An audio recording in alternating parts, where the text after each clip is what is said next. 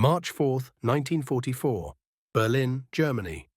The morning began with the dull, distant hum of engines, faint at first, like the whisper of a coming storm. Over the rooftops of the capital, the winter air hung thick and grey, the kind of cold that bit into steel and skin alike.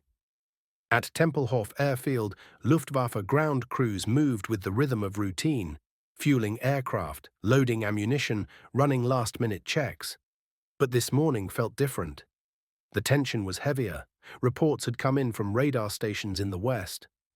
A massive American bomber formation was approaching the heart of the Reich. Sirens wailed across the city as pilots ran for their aircraft. The order had come down: scramble. Within moments, the airfield exploded into noise, engines coughing to life, mechanics shouting over the roar, men climbing into cockpits with practiced speed. To the German pilots, this was the rhythm of survival. By 1944, these scenes were part of everyday life. Above the city, vapor trails were already forming, a reminder that the enemy was coming. Thousands of feet above the clouds, bringing fire and steel from across the channel. Yet the pilots at Tempelhof were calm. They knew the pattern by heart.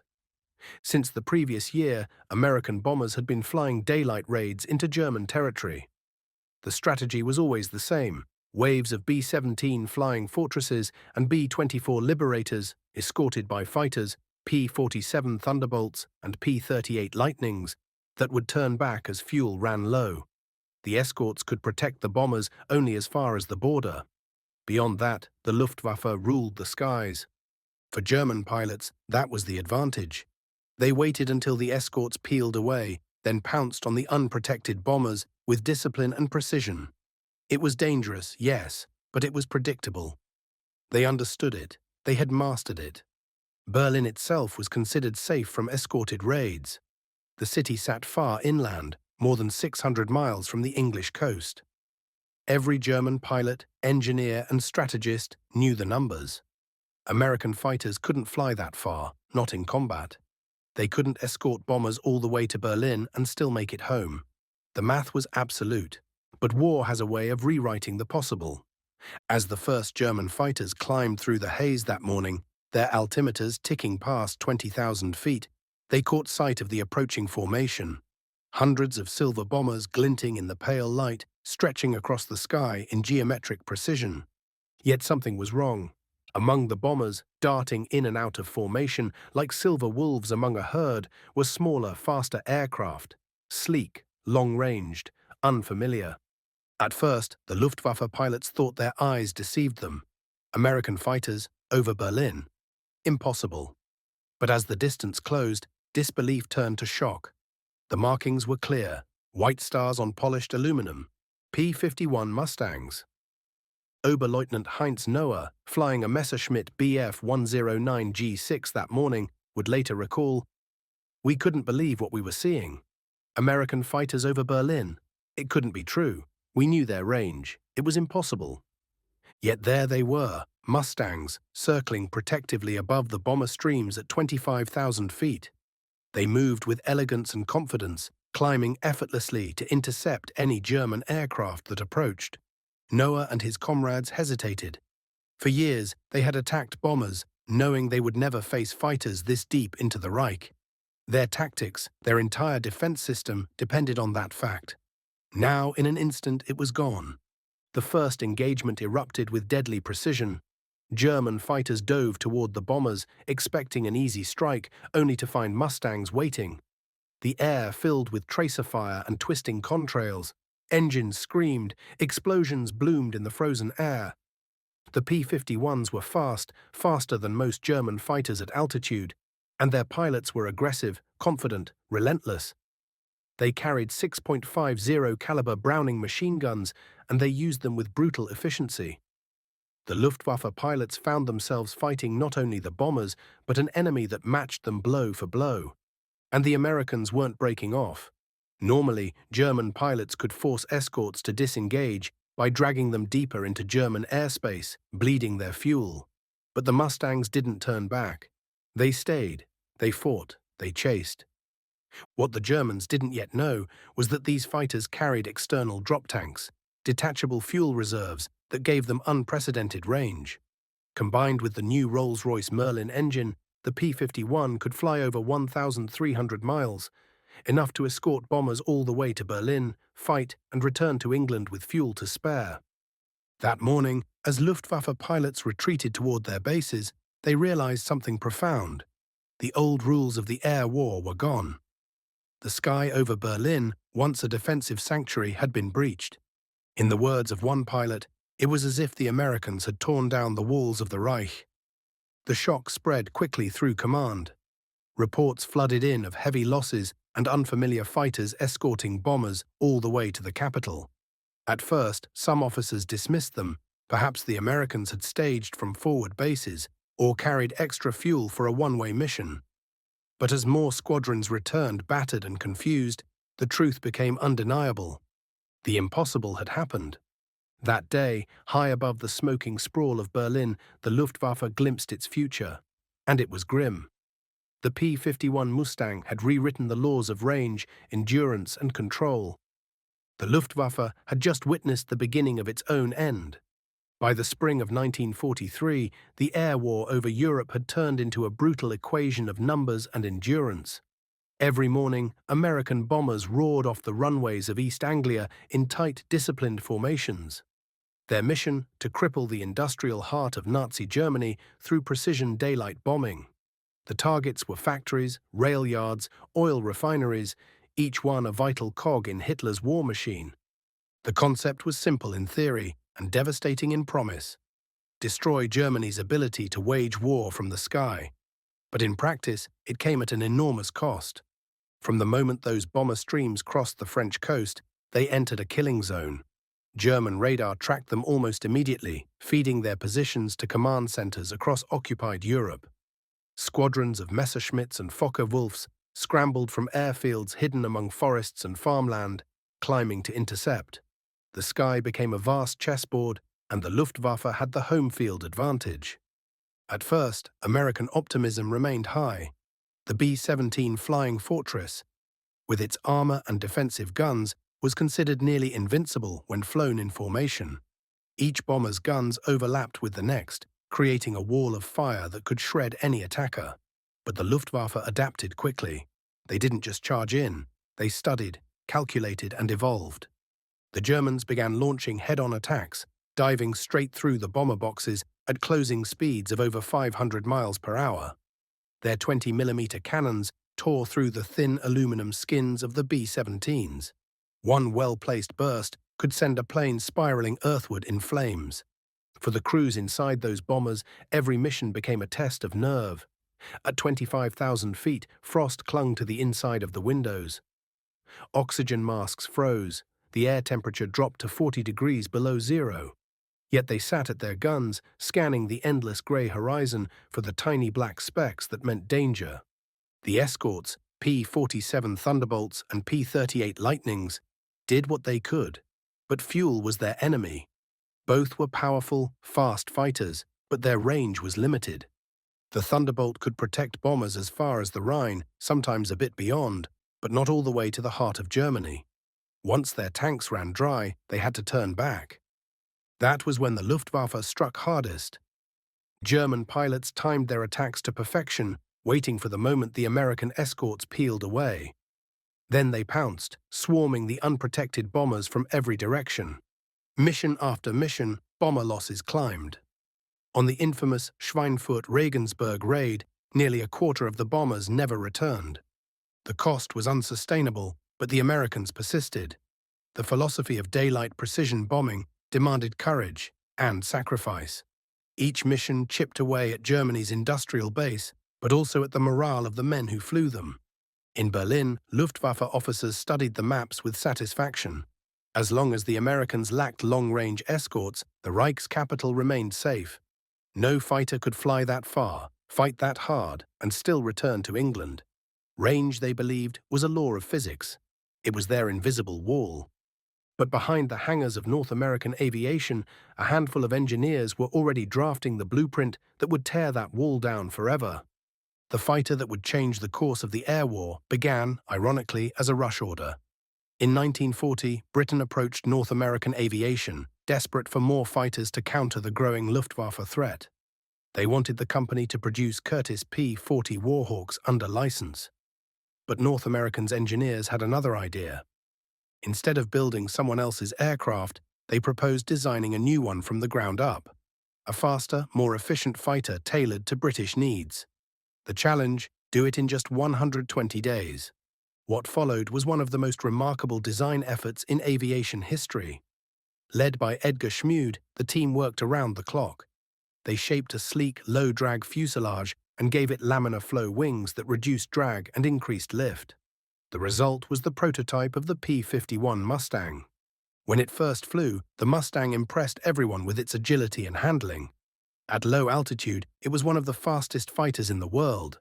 But it had one critical flaw. Its Allison engine lacked the supercharging needed for high-altitude performance. Above 15,000 feet, where the bombers flew, it struggled to breathe. That might have been the end of the story, until the British intervened again.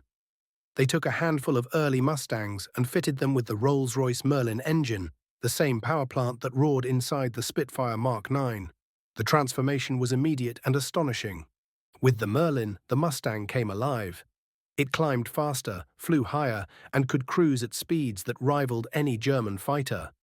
And perhaps most importantly, it could do it while sipping fuel. American engineers refined the design even further. They added extra internal tanks and developed streamlined external drop tanks that could be jettisoned before combat. Suddenly, the P-51's range extended beyond 1,300 miles, farther than any other single-seat fighter in history. Pilots who tested it called it a miracle machine. It was stable at high speed, forgiving in turns, and could hold its own against anything the Luftwaffe put in the air. When the first P-51B and P-51C models arrived in Europe, they looked unlike anything else in the sky. Long nose, bubble canopy, and that distinctive whistling sound as air flowed through the radiator scoop beneath its fuselage. The Mustang was about to redefine what escort meant. By late 1943, Allied planners realized what they had in their hands.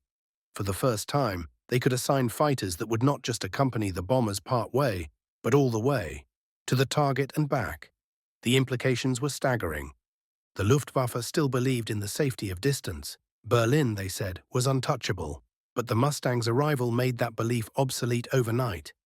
As production ramped up and more units received the new aircraft, whispers spread among American bomber crews. We might finally make it home. And among the German fighter command, an unease began to grow.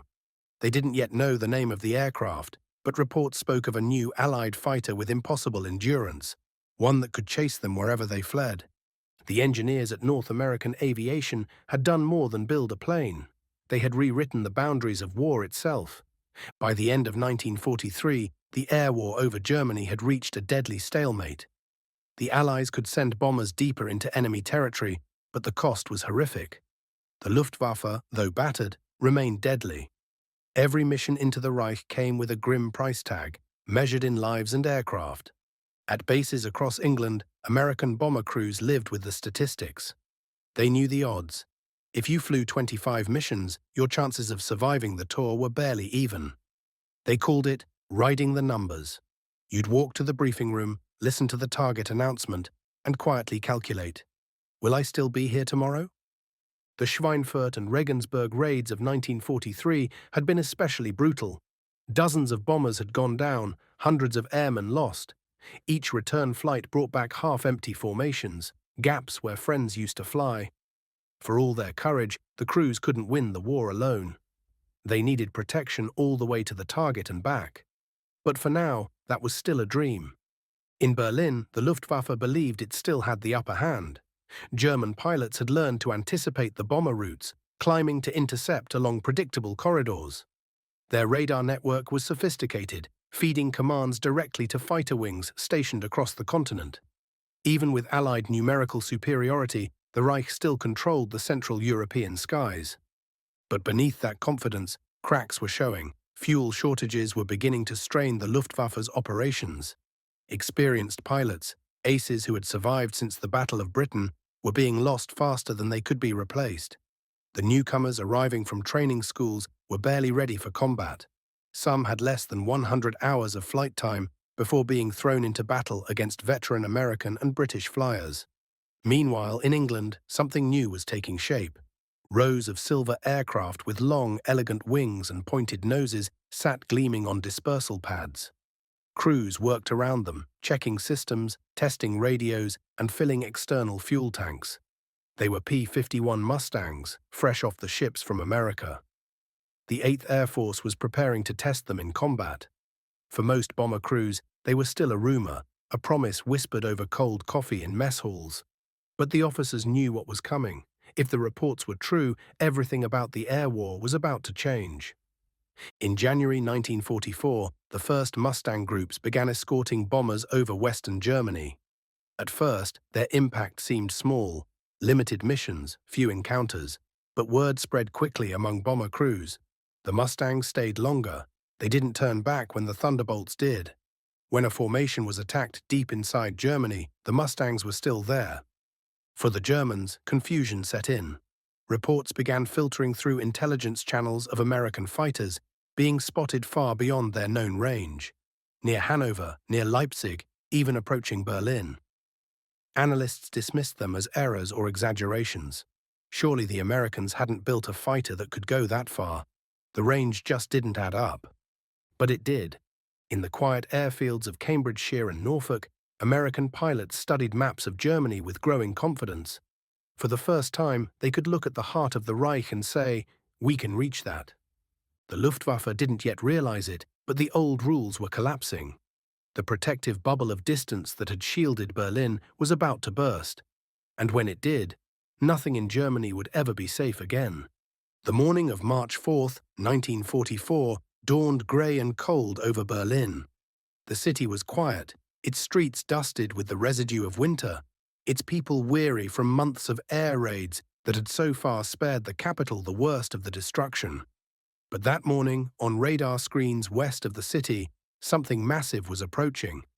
Operators stared at their scopes, watching the green dots multiply until the screens were filled with them. A voice cut through the static, "Incoming raid, mass formation, northwest sector." Sirens wailed across Berlin, echoing off the buildings like a lament. At Tempelhof, Luftwaffe crews rushed to their aircraft. The routine was familiar, but this time the warnings came with a note of uncertainty. The formation was larger than usual and coming straight for the city. Engines roared to life. Messerschmitts and Focke-Wulfs clawed into the sky, climbing through the clouds toward the contrails that laced the horizon. The pilots knew the rhythm by heart. The American bombers would come, escorted by fighters that would eventually turn back when they reached their fuel limit. Then the German interceptors would attack the unprotected formations. It was a deadly dance the Luftwaffe had perfected over years, but as they climbed higher, something didn't fit the pattern. At 25,000 feet, the first German formations spotted the enemy, hundreds of B-17s gleaming in the sunlight. But interspersed among them were smaller aircraft, darting with impossible speed and grace. They weren't Thunderbolts, they weren't Lightnings. They were faster, sleeker, unfamiliar. Then came the realization. The markings were clear, white stars on silver wings. American fighters, over Berlin. Oberleutnant Heinz Noah, flying a Bf-109 that morning, later recalled, "We couldn't believe it. American fighters over Berlin. Impossible. We knew their range. It couldn't be true." But it was. The P-51 Mustangs were there, glinting in the sun like silver phantoms, circling the bomber streams as if they owned the sky. For the first time in the war, the bombers were not alone. The engagement that followed was unlike anything the Luftwaffe had faced before. German fighters dove into the formation, expecting to slice through the bombers as usual, but the Mustangs met them head-on. The air exploded with tracers, smoke, and flame. The new American escorts were faster than the German interceptors at high altitude, more stable in dives, and armed with 6.50 caliber machine guns that shredded enemy aircraft with terrifying precision. The German pilots tried their usual tactic, dragging the enemy deeper into German airspace, hoping to exhaust their fuel. But the Mustangs didn't turn back. They stayed. They fought. They chased. When the Luftwaffe broke contact and dove for safety, the P-51s followed them down. By the time the surviving German fighters returned to base, the sky over Berlin was quiet again. But the implications were thunderous. The unthinkable had happened. The Americans had brought fighters to Berlin and brought them home again. The Luftwaffe's defensive doctrine, built on the assumption of unescorted bombers, was shattered in a single day. The fortress city at the heart of Germany was no longer safe. In the days that followed, disbelief turned to dread. Reports poured into Luftwaffe headquarters, confirming that the P-51s had made multiple appearances over Berlin. Each new mission proved that March 4th hadn't been an anomaly. It was the new reality. Adolf Galland, the Luftwaffe's inspector of fighters, would later say, "The day I saw Mustangs over Berlin, I knew the war was lost. They could reach anywhere now. There was no sanctuary left." For Germany, the sky had turned silver, and with it, the tide of the war. In the weeks following that first encounter over Berlin, the Luftwaffe's confidence began to unravel. For years, German fighter pilots had flown with a sense of control, the belief that though outnumbered, they could still dictate the rhythm of the air war. They knew when to fight and when to vanish. They knew where the safe zones were, but now the sky itself had turned hostile. The Mustangs were everywhere. At first, German intelligence tried to explain it away. Some claimed the Americans were staging from temporary airfields in Belgium or France. Others insisted it was a one-time operation, a risky gamble that couldn't be repeated. But those theories collapsed as P-51s kept appearing, over Leipzig, over Bremen, even deep into southern Germany. The impossible had become routine. For the bomber crews, the change was immediate and profound. Missions that once felt like suicide runs now had a sense of hope. They could see the Mustangs above them, sleek silhouettes glinting in the sun, weaving back and forth across the formation. When the Luftwaffe appeared, the Mustangs dove like hawks. Before the Mustangs, one bomber gunner recalled, you could feel death coming. You'd see them, 20, 30 Messerschmitts lining up their runs. We'd brace for impact, but after the Mustangs arrived, we saw them peel off to engage. It was the first time we believed we might actually make it home. For the German pilots, it was chaos. The P-51s fought differently. They didn't avoid combat. They sought it. They were faster at altitude, they could dive longer without losing control, and they stayed in the fight. No more turning back at the border, no more free rein over the bombers. Suddenly, the Luftwaffe was bleeding, and badly. Every engagement seemed to cost them more than they could afford. They could replace aircraft, but not the men. Experienced aces who had survived years of war began to vanish. The statistics told a grim story. Between March and May 1944, Luftwaffe losses in the West nearly doubled. The kill ratios shifted sharply in favor of the Allies. In one engagement on March 6th, American pilots downed nearly 70 German fighters while losing just 11 of their own. It was a devastating exchange. And yet, the Germans had no choice but to fight. The Allied bombing campaign was intensifying. Oil refineries, ball-bearing factories, and aircraft plants were now regular targets. Each time the bombers came, the Luftwaffe had to respond. To do nothing was to let Germany's lifeline be severed. But every response drained them further: fuel, aircraft, men, morale. In the ready rooms of Luftwaffe bases, silence began to replace the confident chatter. New pilots arrived, younger and less prepared. Some had barely completed basic flight school. The veterans could see the fear in their eyes. They were boys, one surviving ace would later say, 18, 19 years old. They could fly, but they couldn't fight. Meanwhile, the American pilots were growing sharper with every mission. The Mustang wasn't just a superior machine. It was flown by men who were learning how to exploit its every advantage.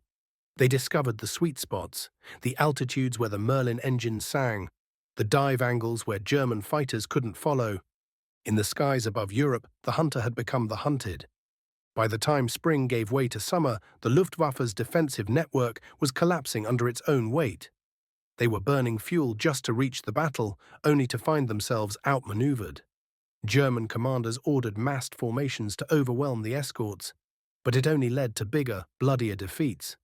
The sky that had once belonged to Germany was slipping away, one engagement at a time, And yet, for the men flying those last desperate missions, there was no surrender in the air, only the grim knowledge that each takeoff might be their last. The Luftwaffe had entered 1944 as a force feared across Europe. By mid-year, it was fighting for survival. By the summer of 1944, the Luftwaffe was bleeding from every direction.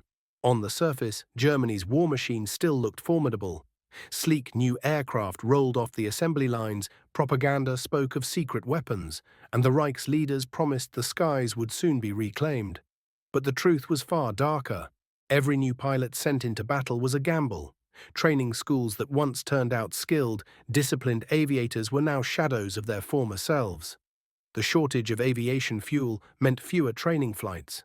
Instructors had to choose between teaching navigation or dogfighting. There wasn't enough fuel for both.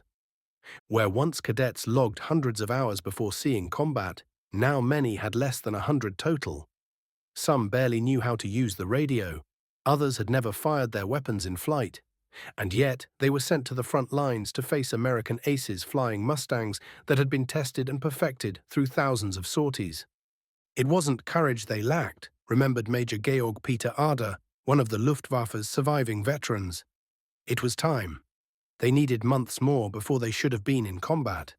But the fuel wasn't there. The planes were being destroyed faster than we could build them. We had no choice. The result was a slaughter. Every mission that spring and summer claimed more lives. Squadrons returned to base, missing half their number. Experienced commanders were forced to fly nearly every sortie just to give their units a fighting chance. Even then, the losses mounted.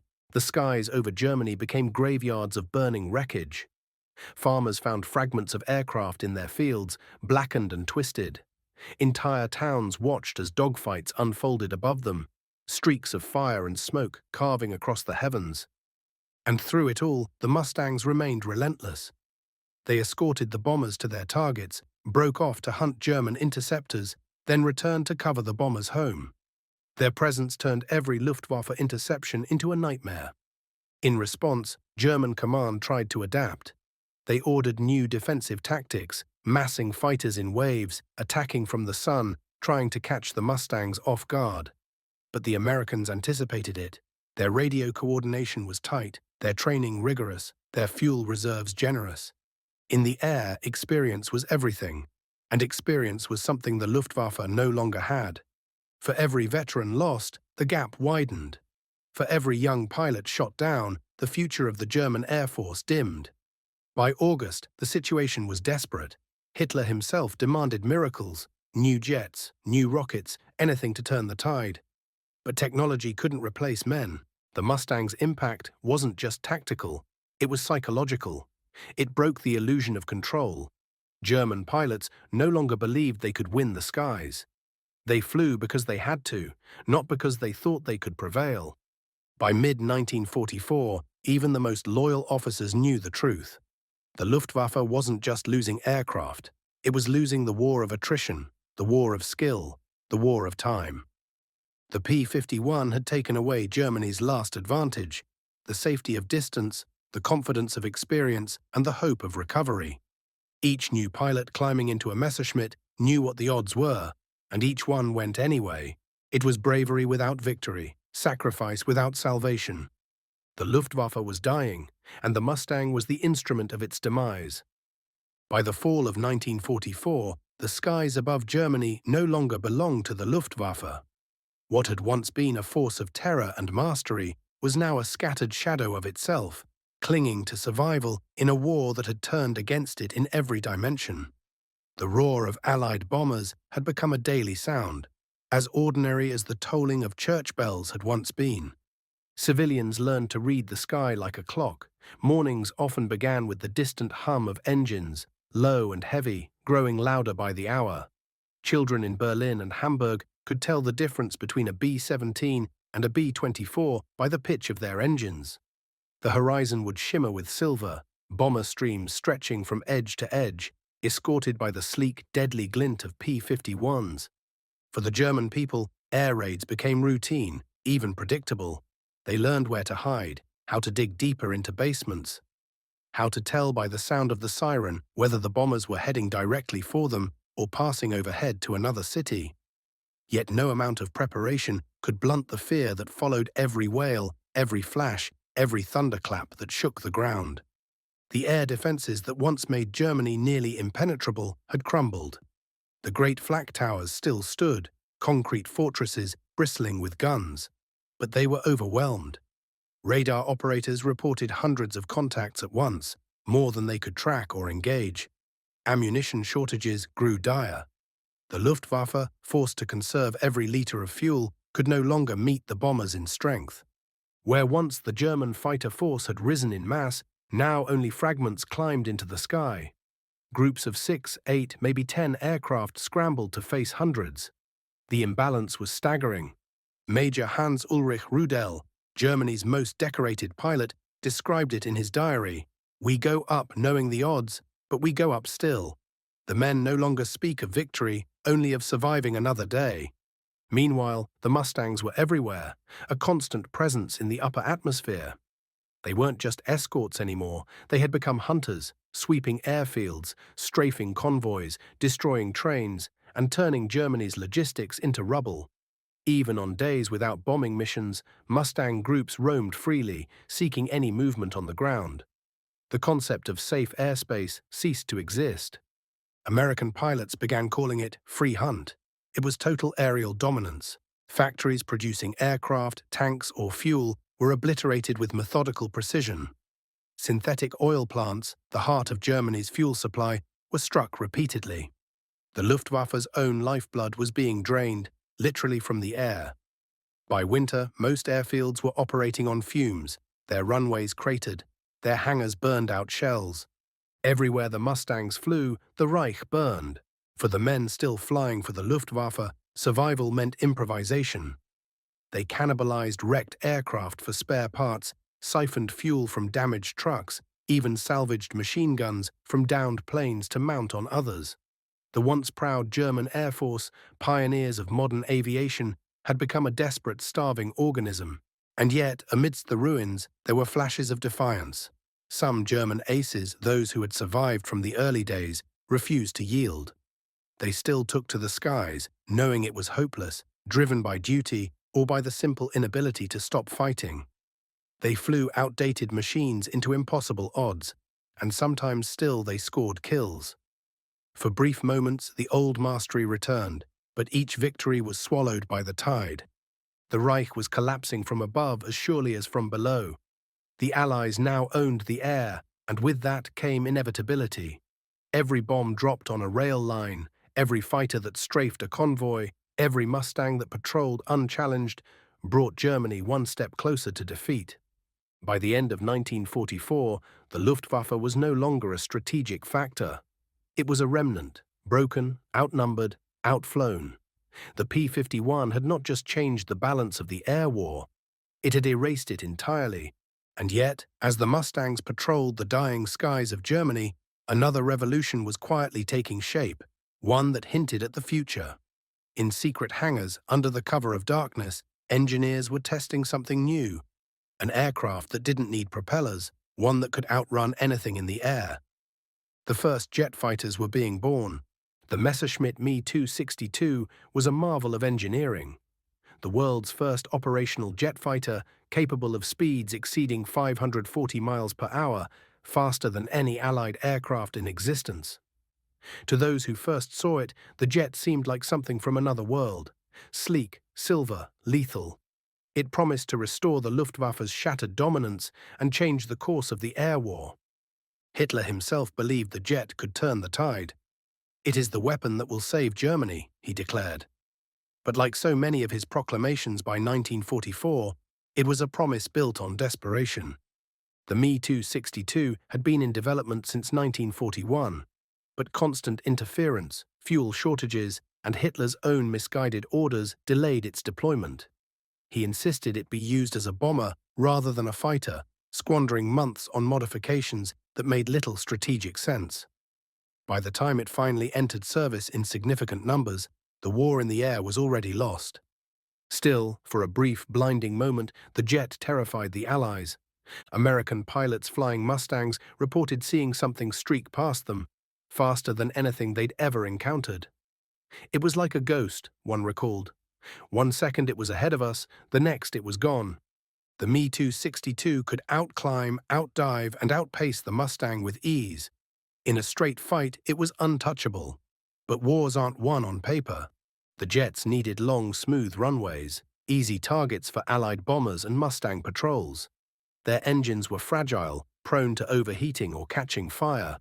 They required skilled maintenance crews and, most critically, experienced pilots. And by 1944, the Luftwaffe had almost none left. The Me-262s that did make it into combat scored victories, often spectacular ones.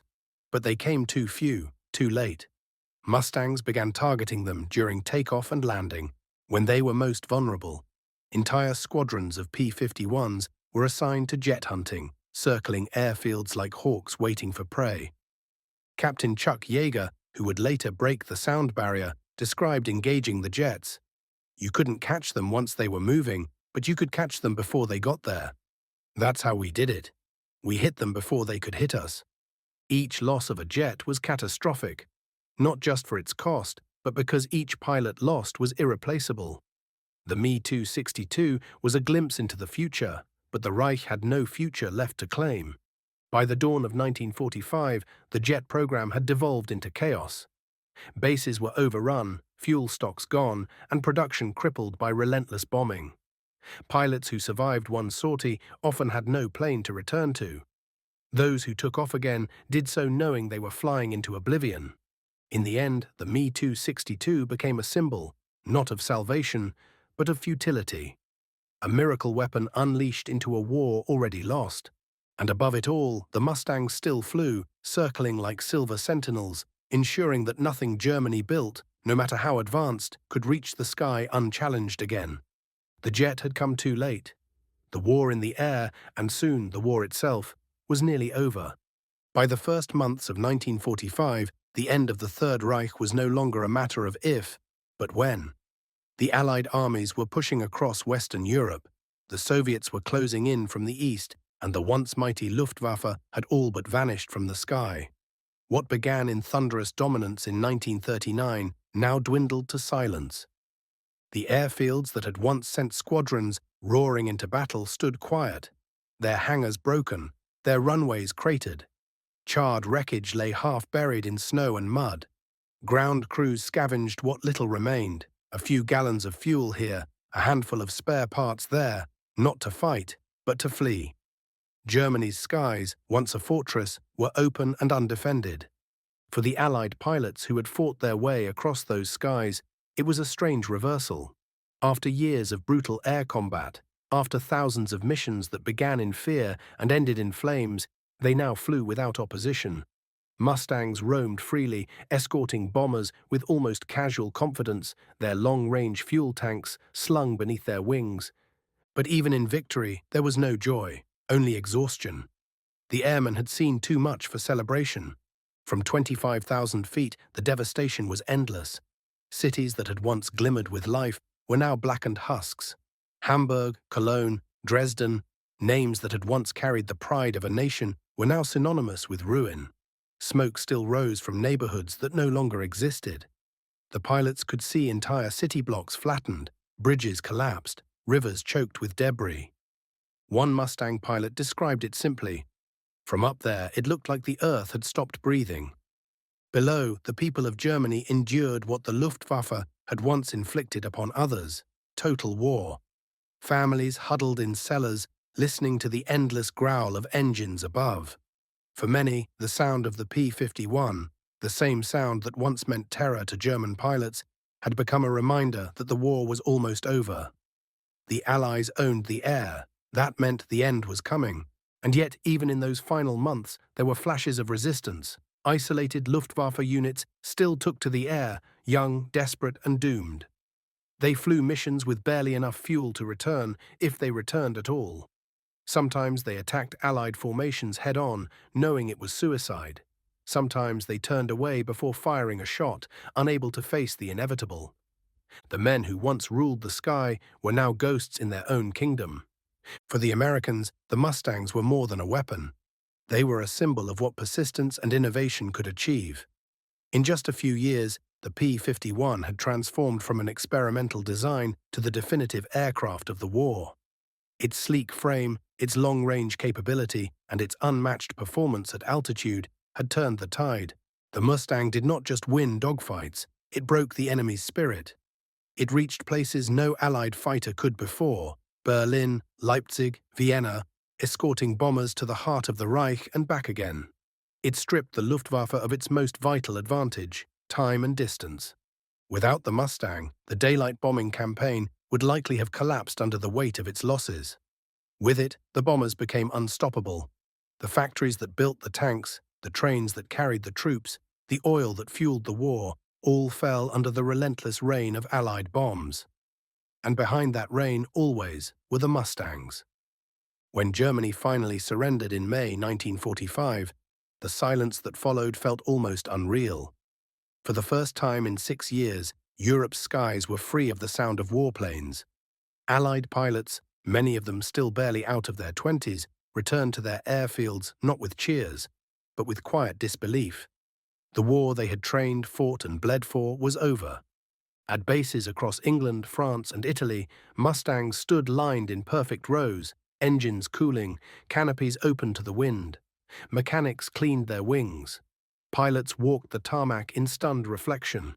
Some stared at the aircraft that had carried them through the fire and wondered how they had survived when so many hadn't. Of the tens of thousands of bomber crewmen who had flown over Europe, nearly 30,000 never returned. The cost of victory had been immense. But without the P-51, the cost would have been unbearable. In Germany, captured Luftwaffe pilots told their own stories of exhaustion, of dwindling fuel, of facing an enemy that seemed to have no limits. One officer summed it up simply: "When the Mustangs came, we knew it was over. They were everywhere, and we could do nothing." For the German High Command, that was the final truth. The Reich had lost the air, and once the air was lost, everything else followed. The Mustang story did not end with the war. It went on to serve in Korea, in air forces around the world, and in the memories of those who flew it. It became a legend not because of its beauty, though it was one of the most elegant machines ever built, but because of what it represented: freedom, endurance, and the triumph of engineering over despair. Even decades later, when veterans gathered at reunions, they spoke of the sound, that deep, confident roar of the Merlin engine at full throttle, a sound that once meant life or death. They remembered the sight of the horizon glowing red at dawn as formations rose into the sky, and the long, lonely silence on the way home. Some said that of all the memories of the war, what stayed with them most was that feeling of power, not domination, but purpose, the sense that, for all the horror below, their place was to keep the sky clear. The P-51 Mustang had begun as a desperate gamble, a hurried design for an ally that didn't even want it. Yet by the end of the war, it stood as the aircraft that changed everything. It was proof that innovation could rewrite the laws of war, that courage could endure even when logic said it shouldn't, and that freedom, once it found its wings, could never truly be grounded again. When historians speak of the turning points of World War II, they speak of Stalingrad, of Normandy, of Midway. But in the quiet hum of a Merlin engine over a frozen Berlin morning, there was another turning point, one not marked by armies or flags, but by the realization that no fortress, no matter how high its walls, can stand forever against those who dare to reach the sky. The war in Europe ended with the sound of silence, and somewhere above the ruins of Berlin, the last Mustang turned for home, its shadow gliding over a city that had once believed itself untouchable.